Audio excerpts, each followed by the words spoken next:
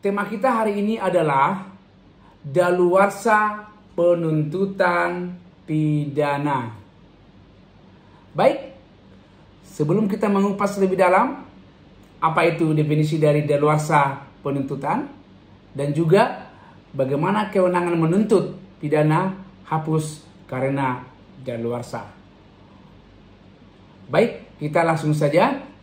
Daluarsa, kita sudah sering mendengar daluarsa di sini adalah lampaunya waktu untuk menuntut ya tindak pidana atau ya menggugurkan wewenang untuk memproses hukum terhadap pelaku. Jadi pelaku di sini bisa pleger, mede pleger, don pleger, witlocker ya. Maksudnya di sini adalah orang yang melakukan, turut membantu melakukan, orang yang ikut serta melakukan, atau orang yang diiming-imingi hadiah untuk melakukan suatu kejahatan. Ini ada kategori pelaku ya di situ. Maksudnya penegak hukum selaku law enforcement ya tidak dapat lagi melakukan proses hukum. Nah, itu maksudnya definisi dari daluarsa di sini. Dapat kita melihat pengaturannya atau regulasinya ya di pasal 78 KUH pidana. Ya, di sini kita melihat juga kewenangan menuntut pidana secara umum hapus karena daluarsa. Ada beberapa hal yang harus diperhatikan ya. Itu yang pertama di sini adalah mengenai semua pelanggaran dan kejahatan yang dilakukan dengan percetakan ya setelah 1 tahun itu sudah daluarsa.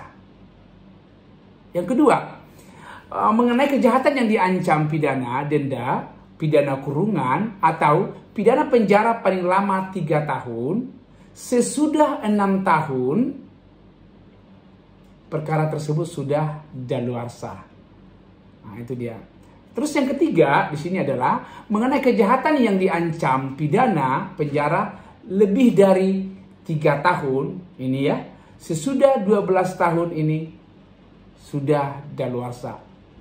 Yang keempat adalah mengenai kejahatan yang diancam pidana mati atau pidana penjara seumur hidup, perhitungannya setelah 18 tahun perkara tersebut sudah daluarsa. Itu perhitungannya. Ya sangat jelas ya untuk perhitungan. Di sini kita melihat lagi bagaimana kira-kira perhitungan atau tenggang waktu daluarsa itu berlaku. Nah ini sangat penting ya. Jadi perhitungannya atau tenggang waktu daluarsa itu berlaku, itu dihitung hari sesudah perbuatan itu dilakukan. Nah itu bisa kita melihat di pasal 79 KUH pidana ya.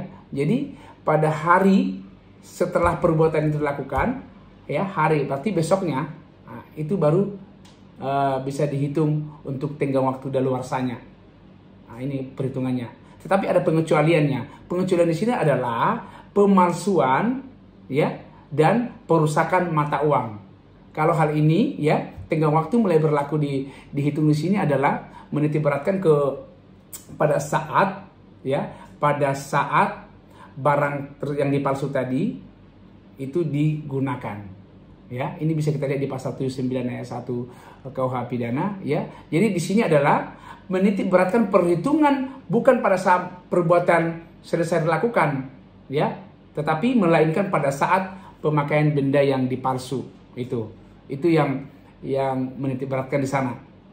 Jadi sebagai contoh, kalau misalnya dokumen dipalsukan hanya disimpan saja, itu belum masuk kategori perhitungan dalam hal diduga pemalsuan dokumen atau pemalsuan tanda tangan.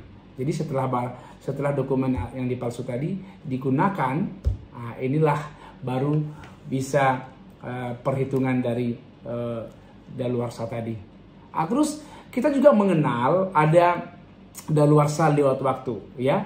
Dalam hal di sini hukum pidana terdapat pada saat ini juga ya terdapat masa daluarsa lewat waktu. Di sini adalah untuk mengajukan pengaduan. Kita mengenal pengaduan itu di pasal 310 KUH pidana bisa kita melihat ada pencemaran nama baik di sini ya. Ini termasuk delik aduan. Untuk delik aduan, pengaduan hanya boleh diajukan dalam waktu 6 bulan sejak orang yang berhak ya mengetahui ya adanya kejahatan. Ya. Jika bertempat tinggal di Indonesia itu diberikan estimasi waktu selama 6 bulan. Tetapi kalau seseorang tadi yang berhak melakukan pengaduan tadi tinggal di luar Indonesia, itu diberikan estimasi waktu selama 9 bulan. Dan juga ya, orang yang mengajukan pengaduan tadi berhak juga menarik kembali pengaduannya setelah diajukan pengaduan kepada aparat penegak hukum. Tetapi ada tenggang waktu juga, itu selama 3 bulan sejak pengaduan diajukan. Nah itu ya, jadi itu yang dimaksud dengan daluarsa lewat waktu. Ya, jadi ada 2 tadi ya, ada daluarsa penuntutan pidana, yang kedua ada daluarsa lewat waktu.